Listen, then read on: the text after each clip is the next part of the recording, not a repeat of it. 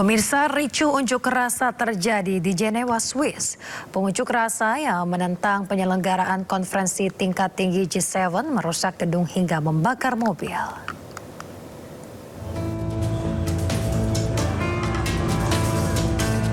Unjuk rasa di Jenewa, Swiss menentang penyelenggaraan konferensi tingkat tinggi G7 diwarnai kericuhan. Sejumlah pengunjuk rasa membakar sebuah mobil dan merusak gedung milik Badan Perserikatan Bangsa-Bangsa sehingga memicu bentrokan dengan aparat kepolisian.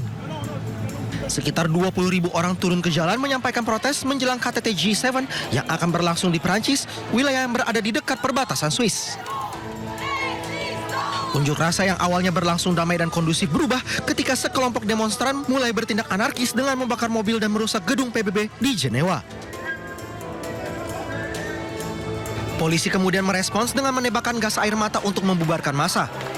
Unjuk rasa ini menyuarakan penolakan terhadap kapitalisme, globalisasi, ketimpangan ekonomi hingga isu perubahan iklim. Pengunjuk rasa menilai G7 sebagai simbol konsentrasi kekuasaan politik dan ekonomi yang hanya menguntungkan kelompok tertentu. KTT G7 dijadwalkan berlangsung selama 3 hari mulai dari Senin hingga Rabu di Evian-le-Bain, kota yang terletak di tepi danau Jenewa. Pertemuan itu akan dihadiri para pemimpin dari Prancis, Inggris, Kanada, Jerman, Italia, Jepang, dan Amerika Serikat serta perwakilan Uni Eropa. Sejumlah isu geopolitik diperkirakan mendominasi pembahasan dalam pertemuan itu termasuk konflik di Timur Tengah dan perang di Ukraina. Para pemimpin negara anggota G7 juga diperkirakan berupaya menghindari ketegangan diplomatik dengan Presiden Amerika Serikat Donald Trump setelah ia mengumumkan kesepakatan sementara yang disebut bertujuan mengakhiri perang Amerika Serikat dan Israel melawan Iran. Menjelang pelaksanaan KTT, aparat keamanan meningkatkan pengamanan di Jenewa. Sejumlah toko dan bisnis memilih untuk tutup sementara, sedangkan ratusan polisi anti huru-hara disiagakan di berbagai titik kota untuk mengantisipasi kemungkinan terjadinya aksi kekerasan susulan. Pemirsa, Amerika Serikat dan Iran mencapai kesepakatan damai setelah kedua negara bertemu secara virtual pada hari Minggu. Sejumlah poin penting disepakati kedua negara termasuk penghentian perang secara menyeluruh.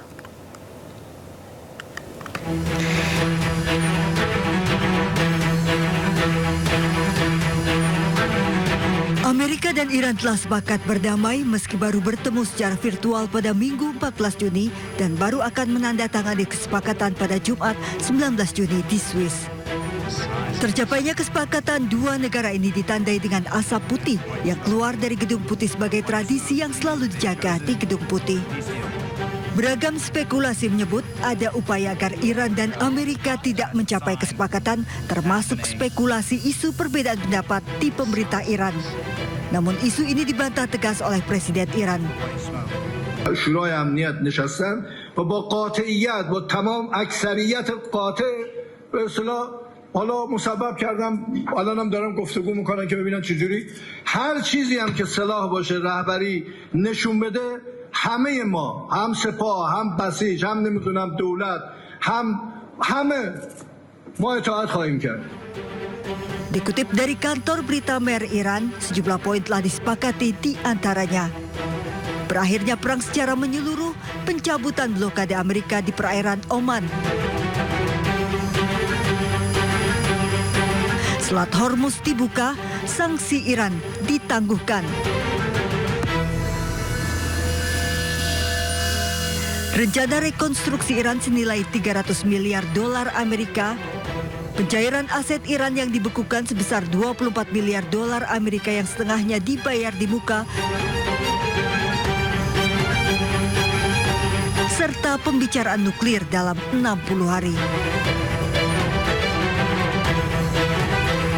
Sejumlah negara sudah menyampaikan dukungan dan ucapan resmi atas tercapainya kesepakatan damai Amerika dan Iran, termasuk dari Sekjen PBB Antonio Guterres. Pemirsa, mantan pemimpin tertinggi Iran Ayatollah Ali Khamenei yang wafat dalam serangan udara Amerika Serikat dan Israel pada akhir Februari lalu akan dimakamkan pada 9 Juli mendatang. Pemirsa, televisi pemerintah Iran melaporkan jasad Khamenei akan dimakamkan di kota kelahirannya di kota suci Mashdad di timur laut Iran. Pemakaman akan dilakukan setelah rangkaian acara pemakaman selama 3 hari. Pertama di ibu kota Iran Teheran pada 4 Juli, Kemudian di kota suci Qom pada tanggal 7 Juli. Semula jenazah Khamenei akan dimakamkan pada bulan Maret. Namun ditunda karena perang masih terus berlanjut.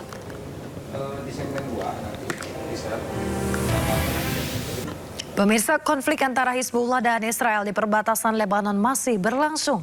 Hizbullah terus melakukan serangan presisi menggunakan drone peledak.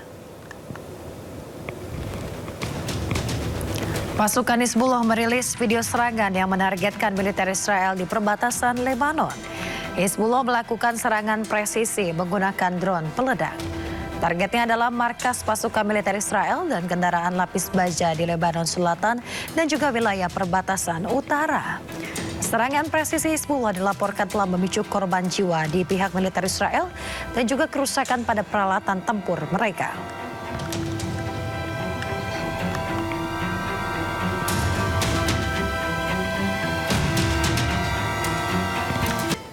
Pemirsa, serangan udara Israel menghantam apartemen di Beirut, Lebanon. 3 orang tewas dan belasan lainnya luka-luka akibat serangan tersebut.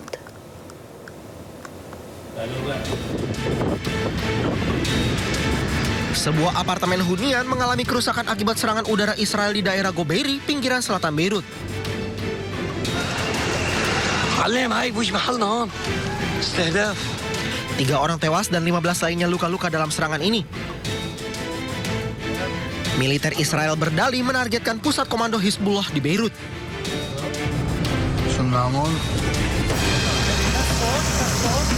Akibat serangan udara Israel, dinding apartemen runtuh. Serangan itu juga menyebabkan kerusakan parah pada bangunan-bangunan dan toko di sekitarnya. Tim darurat dan personel tentara Lebanon dikerahkan di sekitar lokasi yang menjadi sasaran. Perdana Menteri Israel Benjamin Netanyahu dan Menteri Pertahanan Israel Katz mengatakan IDF melakukan serangan terhadap target Hizbullah di pinggiran selatan Beirut sebagai tanggapan atas tembakan yang diarahkan ke wilayah Israel. Pemirsa, Iran mengecam serangan Israel ke Beirut yang berlangsung di tengah negosiasi damai Amerika Serikat, Iran, serta gencatan senjata Israel, Lebanon.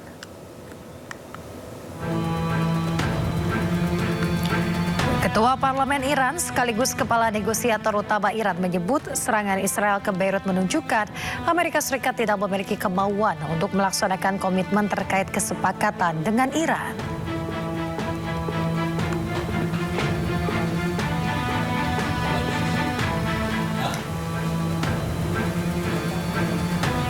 Sementara itu, juru bicara Garda Revolusi Islam Iran, IRGC, Ebrahim Zolfagari mengatakan serangan Israel ke Beirut terjadi di tengah kesepakatan Amerika Serikat Iran. Ebrahim mengancam Iran akan membalas serangan Israel dengan rudal.